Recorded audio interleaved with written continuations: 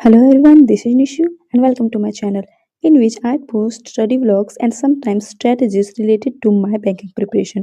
In this video, I will show you my strategy for upcoming 5 to 6 months, which is a complete roadmap. So let's start. First, if you are a beginner and want to crack bank exams, then मैं ये assume करके चल रही हूँ कि आपको exam pattern और syllabus की पूरी जानकारी होगी। तो जैसा कि आपको पता है कि अभी चेंजेस आए हैं बैंक एग्ज़ाम्स के पैटर्न में। तो सबसे पहले एसबीआई पीओ का एग्ज़ाम होगा, देन क्लर्क का एग्ज़ाम होगा, उसके बाद आईबीपीएस पीओ का एग्ज़ाम होगा एंड क्लर्क का एग्ज़ाम होगा, देन आरआरबी पीओ का एग्ज़ाम होगा एंड क्लर्क का एग्ज़ाम होगा। सबसे पहले मैं ये आपको बता दूँ कि मैंने कोई एग्ज़ाम क्रैक नहीं किया अभी तक, मैं ये अपनी स्ट्रैटेजी बता रही हूँ जो मैं फ़ॉलो करने वाली हूँ। तो सबसे पहले मैं इस वीडियो में उनके बारे में बताऊँगी जो किसी न किसी टीचर से कोर्स परचेज़ किए हुए हैं। उसके बाद ही मैं फ्री सोर्सेस वाले के ऊपर आऊँगी। अगर आपने कोई कोर्स नहीं लिया है तो मैं सजेस्ट करूँगी आप किसी न किसी टीचर का जिनसे आपको अच्छा लगे उनका कोर्स ज़रूर परचेज़ कीजिए। इससे हुआ क्या कि आपकी डिसिप्लिन बनी रहेगी। फ्री कोर्सेज़ में होता क्या है कि आपको कंटेंट खुद ढूँढना पड़ता है और डिसिप्लिन भी खुद मेंटेन करना होता है। तो बेटर कोर्स परचेज़ करना होता है ताकि आपकी रेगुलैरिटी बनी रहे। सबसे पहले क्वांट्स के ऊपर आता है। क्वांट्स को मैंने 3 पार्ट में डिवाइड किया है, speed maths, arithmetic and then data interpretation. जैसा कि आप लोग देख सकते हैं मैंने पूरा का पूरा सिलेबस लिख रखा है। फर्स्ट कैलकुलेशन एंड ट्रिक्स जिसमें table, square, cubes, consecutive multiple, fractions वगैरह आते हैं। Second simplification and approximation, third number series and fourth quadratic linear and cubic equations. ये हमारे स्पीड मैथ के पोर्शंस हैं, ठीक है। दूसरा अर्थमेटिक का पोर्शन जो बहुत ही मेजर हिस्सा कवर करता है हमारे एग्जाम में, और ये पूरा सिलेबस अर्थमेटिक का है जिसमें percentage, ratio, mixture and allegation, profit and loss, arithmetic and progression, partnership, average, ages, simple, SICI, time and work, wages, time, speed and distance, mensuration, boards and stream, permutation and combination, probability, number system, और फिर आते हैं data interpretation पे जिसमें ये सारी चीज़ें आती हैं। मैंने कुछ ही लिखे हैं बट और भी होती हैं, आप जिन टीचर से पढ़ेंगे आपको पता चल जाएगा। देखिए, मैं आपको बताना चाहूँगी कि ये मेरी अपनी स्ट्रैटेजी है, अगर आप चाहें तो आप फ़ॉलो करें। मैंने अभी तक कोई बैंकिंग एग्ज़ाम नहीं क्लियर किया है, बट मैं अपने एक्सपीरियंस के बेसिस पे ये सारी स्ट्रैटेजीज़ बनाई हूँ और आप चाहें तो इसे फ़ॉलो कर सकते हैं। तो अब देखते हैं कि हम लोग प्रिपेयर कैसे करें, ये तो सिलेबस की बात हो गई। मैं मान के चल रही हूँ कि अगर आप 11 तारीख से भी अपना प्रिपरेशन तैयारी स्टार्ट कर रहे हैं, तो आप मई के सेकंड वीक तक कंप्लीट कर लेंगे अपना पूरा का पूरा सिलेबस क्वांट का, राइट? कैसे? ये भी मैं बाद में आपको बताऊँगी। तो सबसे पहले आपको अपना टेबल, स्क्वायर सारे के सारे याद करने, रट्टा लगाना, कुछ भी कीजिए लेकिन याद कीजिए, ठीक है? द सेकंड वन इज़ अच्छा, टेबल्स आपको 25 तक याद होने ही चाहिए। स्क्वायर 30 तक एकदम मस्ट है, आप 50 तक कर सकते हैं तो आपके लिए फिर ये बहुत ही अच्छा हो जाएगा, सोने पे सुहागा। Third, cubes. क्यूब्स आपको 20 तक कर लेने चाहिए, मैंने तो 25 तक करके रखे हैं और कभी-कभी आता भी है। 25 तक के क्यूब्स मैंने देखे हुए हैं। एग्ज़ाम में नहीं बट जितना क्वेश्चन सॉल्व करती हूँ उसमें। थर्ड आता है हमारा सिंप्लीफिकेशन एंड अप्रोक्सीमेशन। पहले आपको अपना स्पीड मैथ से उठाना है क्योंकि ये बहुत ही इम्पोर्टेंट रोल करता है हमारे एग्ज़ाम में। आपको सिंप्लीफिकेशन एंड अप्रोक्सीमेशन उठाना है, उसको कंप्लीट करना है। देखिए, मैं मान के चल रही हूँ कि अगर आप एक टॉपिक को भी जो मैंने यहाँ लिख रखा है 7 दिन भी देते हैं तो आपका मई सेकंड वीक तक पूरा का पूरा सिलेबस क्वांट का कंप्लीट होगा, ठीक है? उसके बाद आता है हमारा नंबर सीरीज़, उसके बाद आता है हमारा quadratic, linear and cubic equations. Second में आता है हमारा अर्थमेटिक का पोर्शन जिसमें सबसे पहले आपको परसेंटेज करनी है, उसके बाद आपको रेशियो एंड प्रोपोर्शन करना है। ये मैं नंबरिंग कर दे रही हूँ ताकि आपको याद रहे। थर्ड आपको एवरेज करना है। अच्छा, अब मैं ये आपको क्यों बोल रही percentage, ratio and proportion and average को पहले करने के लिए, क्योंकि ये तीनों बहुत ही इम्पोर्टेंट रोल अदा करते हैं किस चीज़ में, डीआई का बेस बनाने में। क्योंकि जब आप डीआई इन सारे पोर्शन को कर लेते हैं तो आपको डीआई बनाने में बहुत ही ज़्यादा मदद करते हैं। और ये तीनों करने के बाद अर्थमेटिक के ये तीनों चैप्टर करने के बाद हम लोग डीआई उठाने वाले हैं।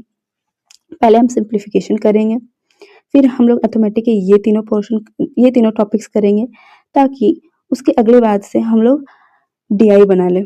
क्यों डीआई बनाना है? क्यों डीआई करना है? क्योंकि एग्ज़ाम में डीआई 4 से 5 तो आते ही हैं, ठीक है? उसके बाद फिर आप लोग एक-एक करके डीआई के साथ-साथ ये सारे टॉपिक्स क्लियर करते जाएँगे। ज़्यादा से ज़्यादा 7 दिन देने हैं और प्रैक्टिस भी करनी है पीडीएफ के साथ। उसके बाद रीज़निंग पे आते हैं। रीज़निंग को मैंने 2 पोर्शन में रखा है, एक मिसेलेनियस और दूसरा पज़ल एंड सिटिंग अरेंजमेंट, ठीक है? मिसलेनियस में आ जाते हैं हमारे coding decoding, inequality, alphanumeric series, blood relation, direction and distance syllogism और ये सारे प्रीलिम्स के सिलेबस हैं और इनपुट आउटपुट डेटा सफिशिएंसी ये लॉजिकल रीजनिंग ये हमारे मेंस के हैं। सिटिंग अरेंजमेंट में आते हैं। ये कुछ है जो मैंने लिख रखे हैं, ठीक है? इसके अलावा भी होते हैं, आप जिन टीचर से पढ़ेंगे वो आपको और अच्छे से बताएँगे।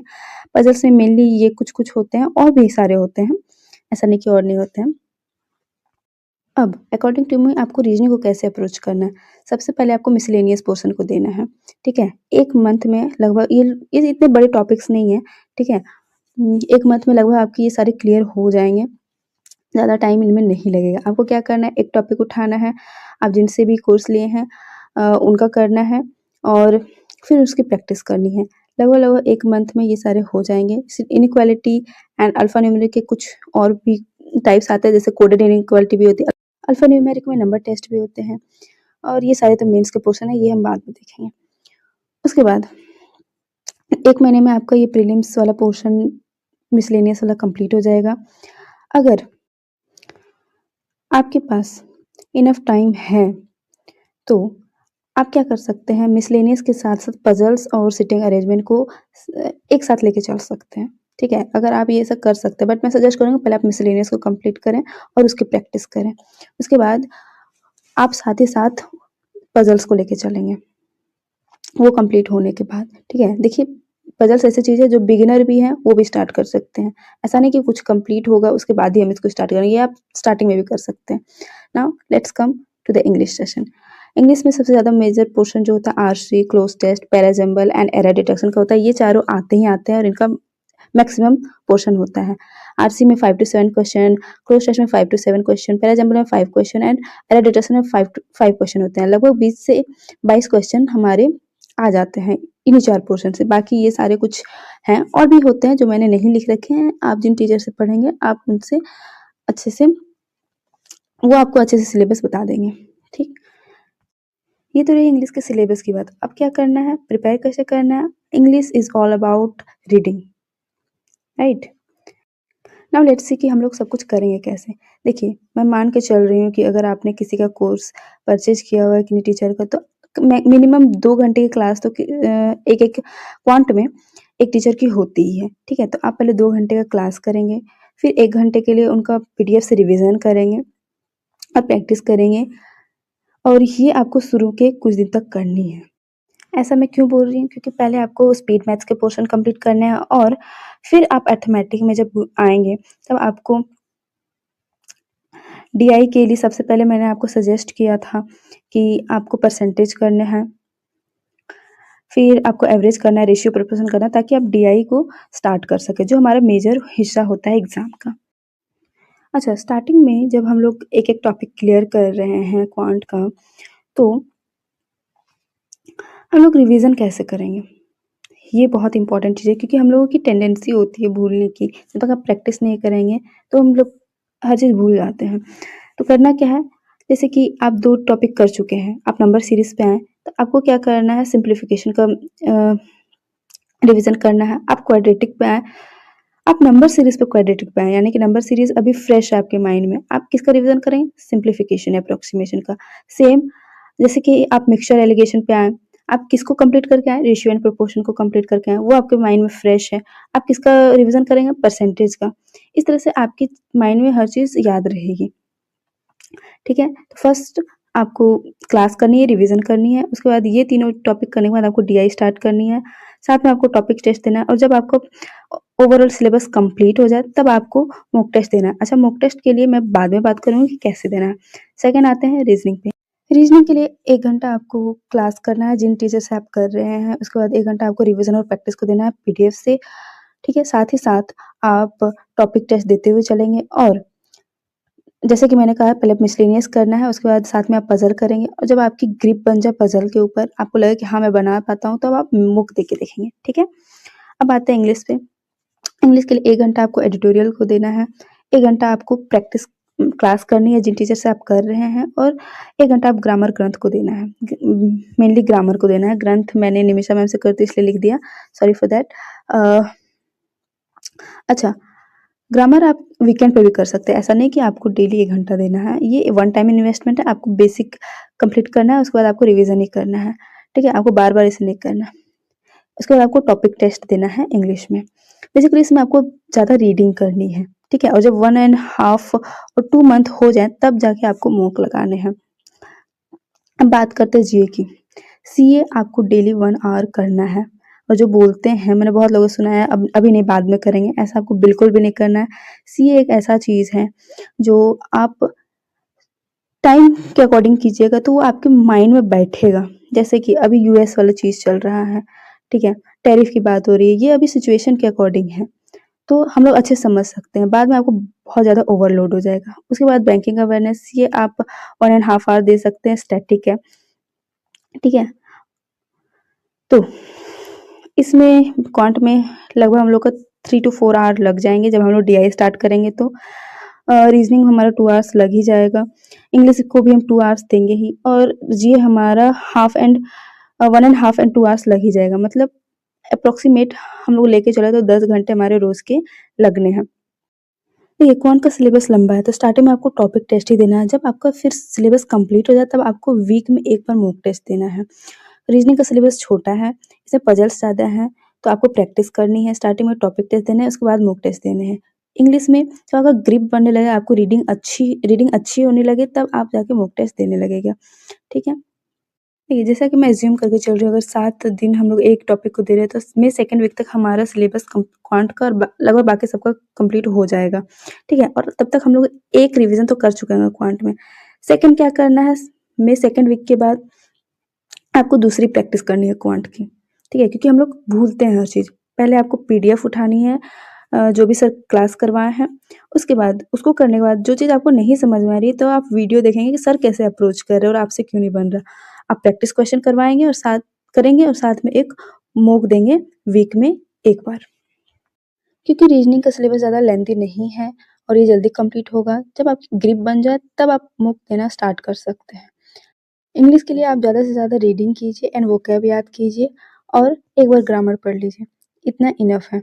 तो ये मेरी पूरी स्ट्रेटजी है फॉर अपकमिंग 5 टू 6 मंथ, यानी कि मेरा पूरा रोड मैप जो मैं फॉलो करने वाली हूँ। हाँ, मैंने कोई एग्ज़ाम अब तक क्रैक नहीं किया है और ये मैं अपने एक्सपीरियंस के बेसिस पे सजेस्ट कर रही हूँ। आप चाहें तो आप भी इसे फॉलो कर सकते हैं अगर आपको अच्छा लगे तो। देखिए, आप सुनिए सभी के प्लान देखिए, यूट्यूब पे बहुत सारे प्लान्स और स्ट्रैटेजीज़ लोगों ने डाल रखे हैं। आप सभी के देखिए लेकिन फॉलो अपने हिसाब से कीजिए जो आपको सूट करे, जिसमें आप कंफर्टेबल हो। स्पीड मैथ्स के लिए यानी कि टेबल, स्क्वायर, क्यूब्स के लिए मैंने अपना एक ये तैयार किया है और वैसे तो मैं लिख के प्रैक्टिस करती हूँ बट मैंने रख लिया है लिख के क्योंकि बहुत सारी चीज़ें मुझे नहीं याद है, तो वो मुझे हेल्प करेगी।